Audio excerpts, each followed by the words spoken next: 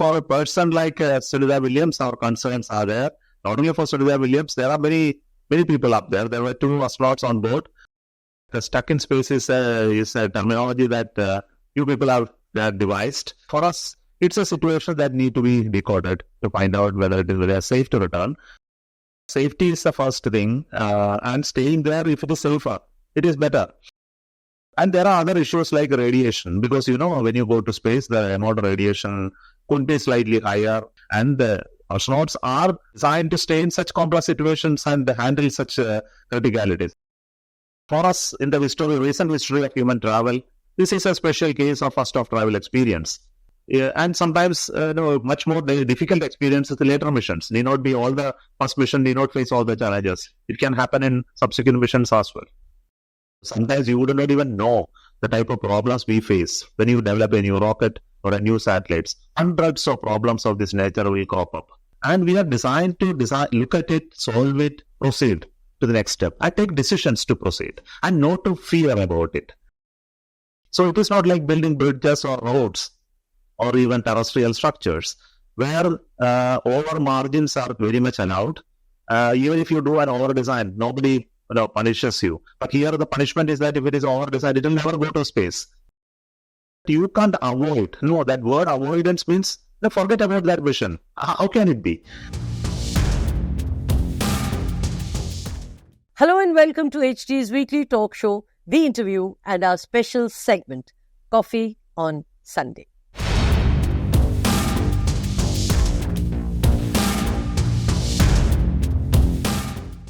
Astronaut Sunita Williams is in the news. She is stuck in space because of technical problems with the spacecraft. As of now, the 8-day mission has extended to 8 months, maybe more, given that deadlines continue to shift. From days, it was months, and now the new deadline is February next year. Fingers crossed. While scientists have a different take, average minds have average questions. Is Sunita Williams safe? How is it to be stranded in space? Are extended deadlines a cause of concern? What are the health risks? And so on and so forth. Who better to explain this to us than Chairman of ISRO, Dr. S Somanath? He is our guest in this edition of HT's talk show, The Interview, in our special segment, Coffee on Sunday. Dr. Somanath here with us today.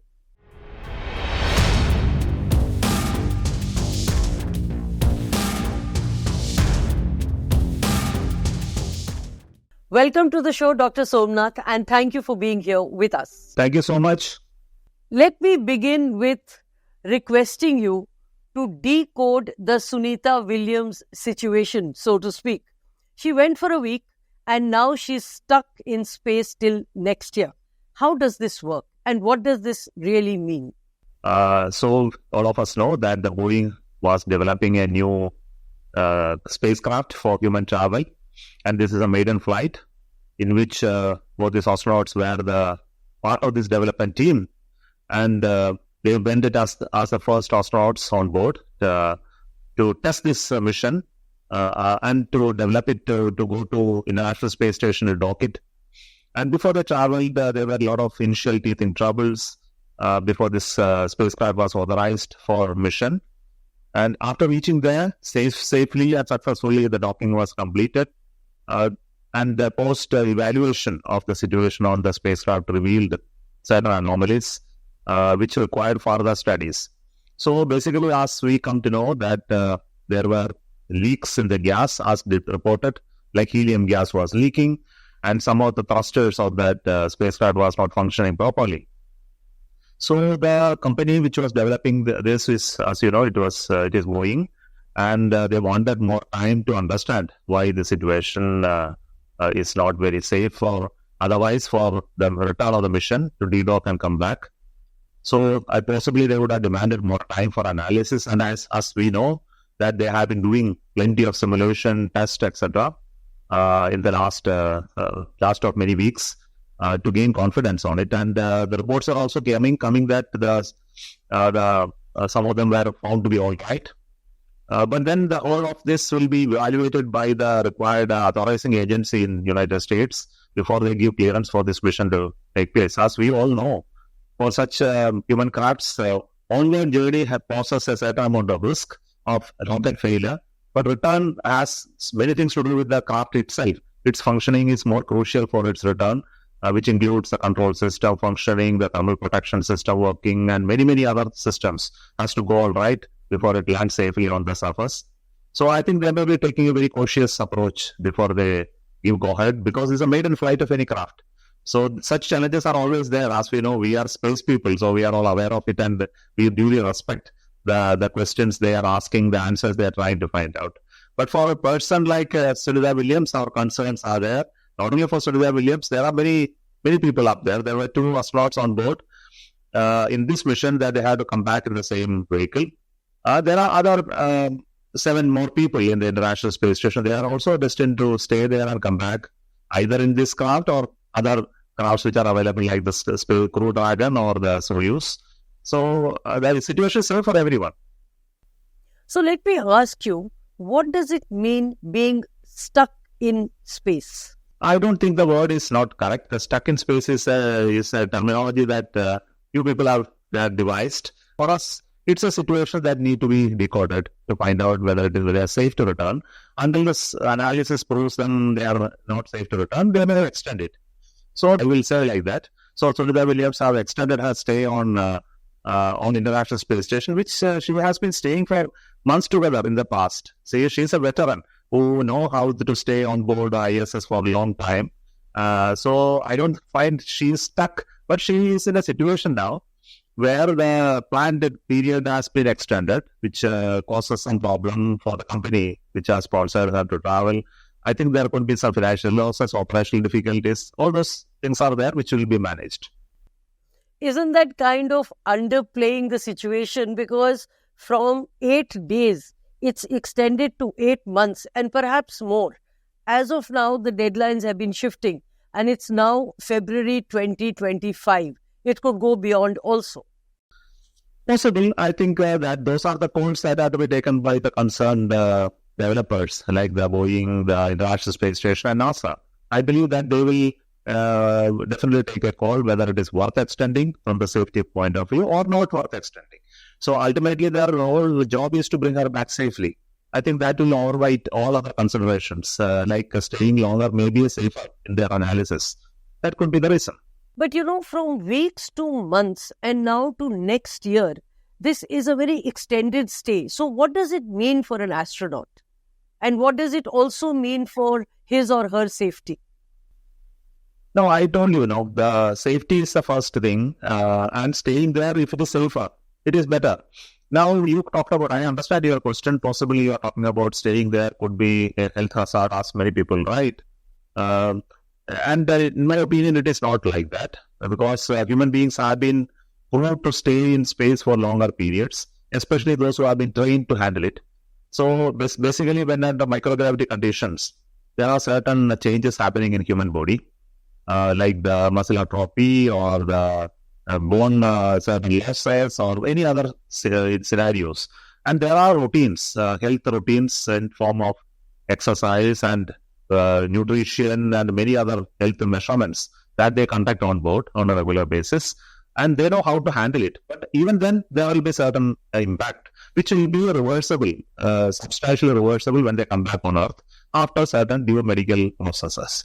So, and there are other issues like radiation, because when you go to space, the amount of radiation could be slightly higher or may not be higher depending upon the orbit. We know that today in the orbit where ISS is, there is reasonably a benign place based on the measurements available so far. So the cumulative radiation that they are receiving could be much lesser than industrial place on Earth itself. So, and lastly, ISS, of course, is a satellite anyway, and anything of a complex nature has a risk for human beings to stay. And the astronauts are designed to stay in such complex situations and handle such criticalities. And they have been trained, they have been chosen that profession, like any fighter pilots or any other complex machine handlers. So they know how to handle it. So generally, we don't say that is a major issue. But exposure to radiation, how serious is that concern? And it is also they know how to handle it. But this is an extended period. And as I said, from weeks to months and maybe a year or, more. So in that sense, how grave is the health concern? Absolutely no concern. I think people may be overacting, reacting to such scenarios. For example, when human beings travel to space, we know on Earth we are protected by the atmosphere. The atmosphere is an attenuated radiation. So the cosmic radiation gets significantly attenuated, but on Earth we face other forms of radiation, the generated on the surface, or also the radiation comes to the various other sources on Earth. So if you look at the cumulative total radiation count when you space, there are certain locations in space which are high radiation, like the Van Allen belt area, etc. Whereas in the lower strata of the atmosphere, the amount of radiation, cumulative radiation, is actually very benign. And we generally do this calculation, we do design of satellites also. Radiation is not only damaging to human beings, but also to electronic components. We know the electronic components are also subject to radiation and they degrade. And so many years of experience we have on these type of matters, and it is well calculated and found out how much is radiation. We regularly monitor also radiation dosages in human spaceflight missions and other satellites. But of course, when they are material is exposed to vacuum and other conditions, of course, there are certain degradation happening on material surfaces. But for people or human beings who are confined inside the craft, where there is an atmosphere with normal atmosphere is present, temperature is benign, and they are shielded by metallic enclosures. They are not just exposed to space. They are inside a shielded metallic enclosure in a place. So there are attenuators sufficiently high enough to produce radiation levels as low as on surface of Earth. So the cumulative radiation will never exceed those thresholds compared to, for example, a person operating an X-ray machine on Earth. I think that X-ray machine operator is subjected to much more radiation than a person on International Space Station. What about microgravity and the effects it has on humans? Yeah, microgravity do have effect on humans. Basically, your muscles are designed to handle work against gravity. When you walk or when you lift your body, the fluids flow, like the liquids, the blood and other circulation that are happening, or controlled by the gravity, the way you pose, walking as well as sleeping. So these patterns change drastically in gravity to space, and there is no directional gravity there.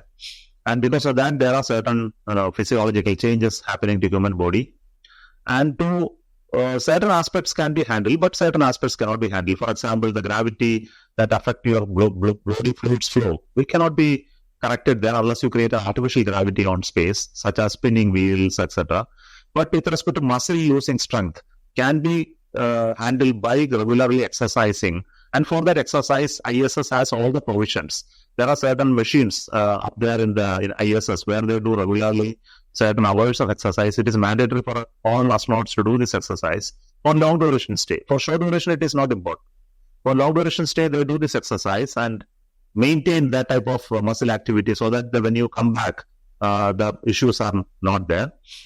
So everything cannot be handled, but there are significant damage happening can be handled.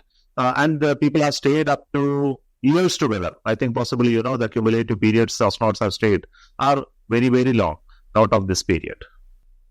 So are there any health issues which are irreversible? No, I do not have full experience or knowledge about those aspects because in India, we do not have a systematic study or done on such people. Possibly the US and Russian people have much more exposure and knowledge about this. But based on literature, there are certain impacts that could be there in human being body, which are could be irreversible. But I understand significant part of them could be reversible. But immediately on return, after long duration stay, there are certain issues, and there is a slow process of recovery to normalcy. Like when you are, suppose you are ill and you are bedridden for a long period, you are walking and other process requires some time to come to the normalcy. Similar to that, because they are not experiencing the gravity environment there for months together. When you come back to the normal way of work, gravity, you need to prepare. So those type of preparation can last for months together on Earth when you are traveling back. What about the mental state of mind, depression, for instance? Okay, that's also a major issue. And for that only, that's why we said, I think those people are selected. Like fighter pilots of aircrafts and the trainers. They are not ordinary people. They are the people who have been trained both physically and mentally to handle such situations. There are psychological training, there are psychological preparation, and possibly, I am very sure about it, they would have been mentally prepared to handle contingencies. Because, in a maiden flight of such a craft, anything can happen. You think of a situation that the mission rocket force a problem or the vehicle has a problem, their contingencies made them to immediately return, even before docking. So, assume the situation that docking did not happen, for example, in that mission, and they were immediately asked to come back, and you have a defective vehicle in with you. It is far better than that situation. So, all these situations would have been considered mentally and handled by them. So, once they were of that type of people. So, of course, the impact on our personal level, based on each individual's capability, they will be able to understand it. And I am very sure about it. These two people will be going through a certain amount of counseling, even now, because there is always a possibility to talk to them, interact with them. The medical team in ground would be definitely doing it. I am very sure about it. Would you say that this is rare and a first of its kind situation? Yeah, if we go through the history of space missions, many situations are first of kind. For us, when we went to moon and tried to land on the moon, it was a first of a kind experience. And second time only we made it successful. Similar to that, for any vehicle development, any rocket development, there are first of experiences. So for us, in the recent history of human travel, this is a special case of first of travel experience. Space shuttle travel had different type of experience because they had two failures, and they had to finally abandon that the method of travel. The US itself changed over from space shuttle to such capsules, and multiple series of them were developed. So each one of them go through first of experience, and sometimes much more difficult experiences the later missions. Need not be all the first mission, need not face all the challenges. It can happen in subsequent missions as well. So is this a situation that can be dealt with easily, or one that is high risk, alarming, and perhaps unwarranted? I do not agree with the concept of all unwarranted. The human explorations are all challenges with such situations. Just imagine that now we are talking about human travel to space. Think about human travel in deep sea. When Magellan or Christopher Columbus set out to sea from the shores of the Europe to look for the new land, what will you say about them? Will you say it is unwarranted travel, or whether it is a travel that was required for the history to be reported later as success stories? So always human endeavors are like this. Once they are successful, you will hail them. If they are a failure, you talk them unwarranted. This is not appropriate, because human beings need to take challenges and risks to look for other shores or look for other milestones achieved in their life. And in their men and women will come forward to take up these challenges. And that's why they are heroes. Otherwise, you will be mundane work. You will be like driving a car. It won't be like driving a space vehicle. So that's why it is challenging. That's why it is exciting. There is always risks involved, and risks are to be taken. That's why human beings are. All right, let me put this differently. Average question to a brilliant scientist like you. Even though NASA is playing this down, do you see this as a crisis? And I actually know the answer, but I will still ask. Well, you don't have to know the answer. See, I am a space scientist. I respect them. I honor them because they have taken a decision to develop a new craft under a new arrangement. It's a bold decision for anyone to do that. And as space scientists, we all support it. It is important for us to do that. And we are fully aware of the challenges. And once you are aware of it, you will only have respect about it. And if suppose you have taken an unknown thing, unwanted thing, of course we will all say not good. But this is not the case. Because in any system, there are processes to clear it. So, for example, a new craft is developed, whether it is good to fly. This call is taken by the system. And if there are some deficiencies, then definitely this will be reviewed and appropriately corrected in due course. Other than that, I don't find any issue in this. I can't call it unwarranted. It is something that you need to decide at some point in time. But this Starliner was jinxed from the beginning. The initial launch on May 6 was called off when there was a problem with the liquid oxygen tank.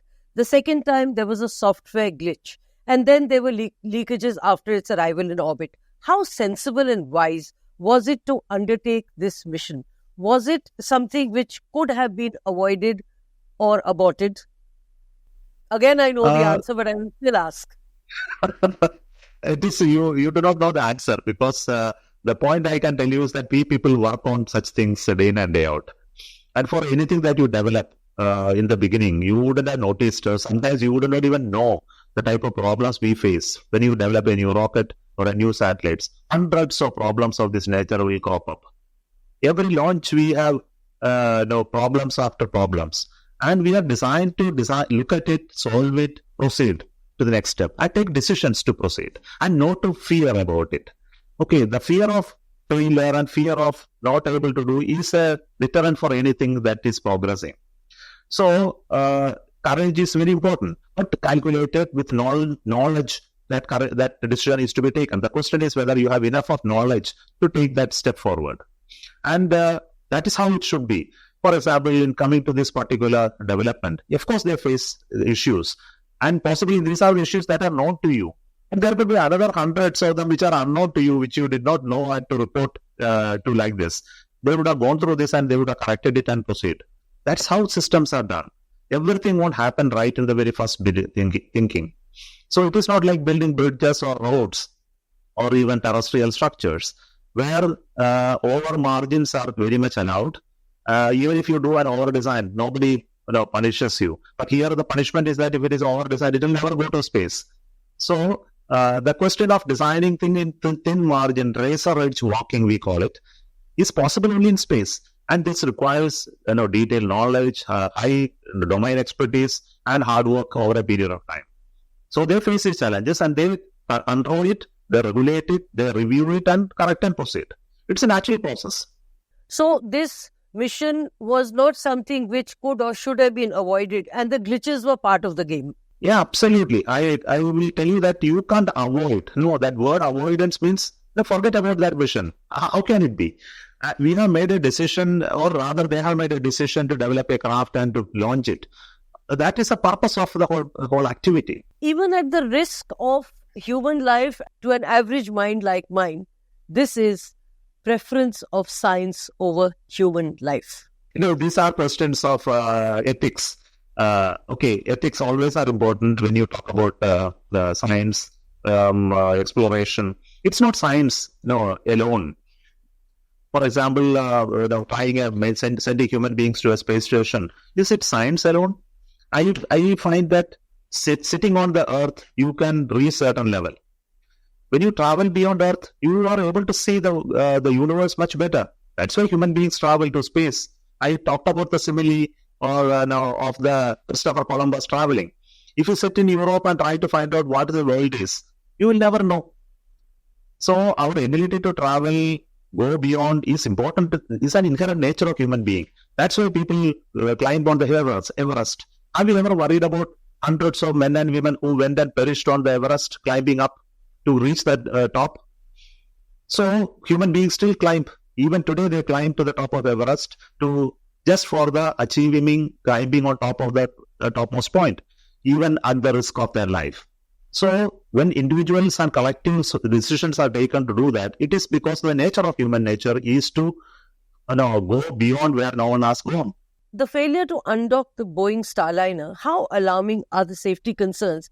And going forward, what issues do they raise? I think so. I think this call will be taken by the concerned. I am not the right person to answer what they will face in the future.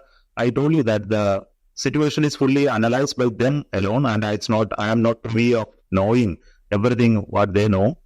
They may be knowing it that it is much more safer to return at some point in time, or not safe to return at some point in time. Possibly those calls would have been taken by them. Possibly to bring them back in an alternate vehicle, and they may be exploring those options of bringing them in another vehicle. So I am not eligible to answer that question. about the astronauts coming back in a different vessel. One option is to bring them back on SpaceX. But you yourself have said that a switch is often difficult. Yeah, because every astronaut go through his training with respect to a particular vehicle. For example, a pilot which is trained in Boeing 747 will not be allowed to fly Airbus 320 because the control locations are different, the switches are different, the dynamics are different, the way in which they will handle it, the handling qualities, they know it by their experience and training. Even for people who are already trained in a certain aircraft, has to periodically update through simulation processes, simulator training. These are mandatory even for a commercial airline pilot. So talk about a person who is going to travel in a craft like that. So if they have to switch to another craft where they have an engagement or interactive activity with that machine, they must undergo training. Possibly they have not undergone that training. It may not would have happened because they have been trained here. But then second question is the way in which that vehicle will behave in a return flight.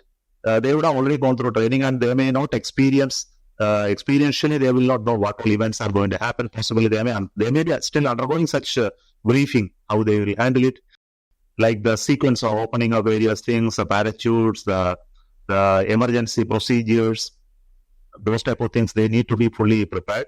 And lastly, they have to wear a suit. The suit which they wear in the craft which they have just traveled, the Boeing vehicle versus the one which the Crew Dragon, will be different. And their interface to their body, the sizes, the measurements that they have to wear may not be up there in ISS already, or it has to be taken from Earth to suit them, because the suits are prepared individually for that particular individual based on his measurements. So possibly in contingency situation, they may be able to wear some other suit which is approximate, but it has impact on the safety, like the containment, the pressure, etc. acted when high G is acting on them. That could also vary. So, and also the sensors, which are integral part of the suit, which will measure their heart rate, breathing, temperature control, and things like that. They also will differ. So, because of this complexity, generally this cannot be done.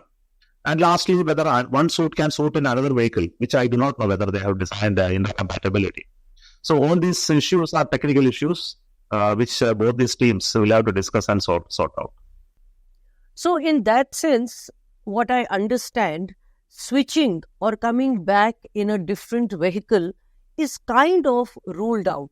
And now they really have to wait for the glitches in this one to be sorted out and this being able to undock. I don't know that answer, because that has to be taken by both the teams, both the vehicles experts, and they may find a solution. I can't decide on it. Dr. Somanath, going forward, what are the lessons for India and what are the takeaways for us? Yeah, we understand this challenge of such missions. Even for us, when we plan Gaganyaan, we must be sensitive to such situations. I talked about a situation in which the Starliner couldn't have even docked with ISS, and they were asked to come back immediately. Think of a situation like that. So such a situation can happen to when you do it in Gaganyaan. Okay, you go up there, the craft has some health issues or technical issues, but we are asked to come back immediately. So in our design, we must take care about such contingency scenarios, and we must find elements in design which will protect us from such scenarios, emergency landing situations. Don't think that everything will be nominal in all situations. So contingencies can crop up, which is an integral part of this such design. So we learned quite a lot from this, reading about it, understanding about it, and factor those elements into our design. So would there be a rethink for our future missions? And you spoke about Gaganyaan or the Gagan Yatri Group Captain Shukla going to international space. Would some plans be altered, or is it going to be business as usual? Okay, you are talking about the mission to ISS by the American vehicle, the Crew Dragon. That will go as planned. Because right now there are no issues with the Crew Dragon. It has been doing regular missions to ISS, and they are having a short mission. And in case any such problems are there, the call for bring them back will have to be taken by that vehicle team. That aspect we will be discussing with, in case that this is a new topic which need to be discussed in case something happens. Possibly the recovery plan needs to be discussed. In fact, you said that Sunita Williams and Group Captain Shukla's case are totally different. Yes, Group Captain Shukla's case are yet to emerge, such a situation, whether it will happen in a new vehicle. It's not a new vehicle, first thing. The Crew Dragon is an already proven vehicle, whereas Boeing Starliner is a first mission. There is a big difference. And ability of them to launch another in case of an issue is much more capable of doing it because they have multiple vehicles already there, and they will be in a position to do it in case of emergency better. Yeah, this is my assessment about it. Do you think this could also, of course it's a hypothetical question, go beyond February 2025? No, I told you, they are not just these two people. There are other 7 more. 9 of them are there. And they are continuing to stay there. And International Space Station has regular cargo resupply missions. So they can stay as long as these resupply missions are feasible by regular missions. People are capable of staying there. Anyway, other people also have to return. There are some modules already docked up there, which can condition comes up, they can always return. So that is there. So they are trying to find out the most economic way of bringing them back is under consideration. Not that it's not a contingency. They are not invoking a contingency at this moment. So if contingency comes, they can always come back. What about food? Because I'm told that they're equipped for food for 4 months. But now February 2025 is longer than 4 months. No issues of that nature. There are resupplies. So resupplies will resupply both fuel, the fuel meant for the maintenance of the station. There are equipment replacements, laboratory experiments replacements, water, air, oxygen. Not only food. All of these are important. I think all of these are getting replaced regularly. So there will be resupply missions. How wise is it to involve commercial setups as part of a space program? And doesn't the current crisis, while it may be a cost-cutting strategy, a complete no-no? No, these are decisions a government takes, whether they will go as a government or operated mode or a commercial setup mode. Let us not forget the fact that even when the moon mission was done, the Apollo mission, the stages were made by commercial entities. So the NASA realized the modules of the Saturn vehicle through companies in the US. And those companies are one of the leading industrial defense and aerospace manufacturing companies. You are traveling in aircrafts made by this company regularly all across the globe. Many of them fly. So most of their activities are done like that. So it is appropriate for the nation to choose the path they want to do when you want to develop something. Currently, NASA has different models to develop. Even for moon mission, they are going to a commercial development plan for multiple spacecraft development. So they choose the approaches which is important for them. And we are not supposed to comment on how they should proceed. Yes, but traveling in an aircraft is very different from going to space. Aircraft is much more complex than space in many aspects. Possibly those who are flying in that don't even realize how complex it is. You have to understand the regulations for aircrafts because the people flying in aircrafts are not trained people. They are ordinary people. So the level of security and safety in an aircraft is of higher order than even in a spacecraft. On a larger issue, do you think there should be a rethink about, and I'm not saying this only about NASA or the US, but about relying on commercial partners for crewed missions? It is something to do with the decision of the governments or the institutions that decide what they should do. Would you say that India is wise in not using private firms for human space flight projects? So we are just beginning in the Gaganyaan program, and whenever we start a program, it will be in the agency level. ISRO will do, and once it matures to a scale which can be handled by private entrepreneurs and private entities on a commercial basis, it is possible for us also to hand over this to them. And if it is economical to operate in that direction, if you think right, we should do that also. I don't find anything wrong with that. And finally, reports suggest that these astronauts are at risk due to the debris from a recently exploded Chinese rocket. What is your take? No, not only from such debris. There are always danger of space debris. It's not only those debris. There are other satellites. There are other operating satellites, non-operating satellites, and objects that are coming from outer space, which includes asteroids, meteoroids. All of them cause risks to the International Space Station. you can talk about a meteoroid impact. So we can't avoid all of them, but objects which are bigger in size are always tracked, and we can make predictions. So they can move the International Space Station appropriately if we are aware about it. For every spacecraft, this is a risk, any debris that are coming out. So collisions, especially in some domains, are dangerous. So International Space Stations, there are some approaches in recent times to regulate that objects have not been in the path of the International Space Station or the human regime, wherever that zone of the orbits where human spacecrafts are there. We should not put too many other spacecrafts to cause damage. But in this particular case, it was a launch vehicle upper stage which was passing through that, caused explosion and created debris, which is unfortunate. Possibly such things will be analyzed, and there is a global monitoring of such situations, and they will be forewarned in things comes up. And nobody does it intentionally. These are events that will happen. My last question, Dr. Somanath, are you confident that Sunita Williams and her colleague will return back to Earth? All of us pray and wish that she be safe and back home. And I join with you and the entire humanity to bring her back safely. And I'm very sure those who are responsible for it, they will put all their effort to do that. We don't have to be overly concerned. If you can help. If you cannot, pray. So it's a technical, complex issue, which I am sure the concerned people will address it and bring them back safely. And we will all wait for a good news to soon. But is there a slight chance of, God forbid, this not happening? No, I am not an astrologer to predict anything. As a scientist? As a scientist, I said what I should say.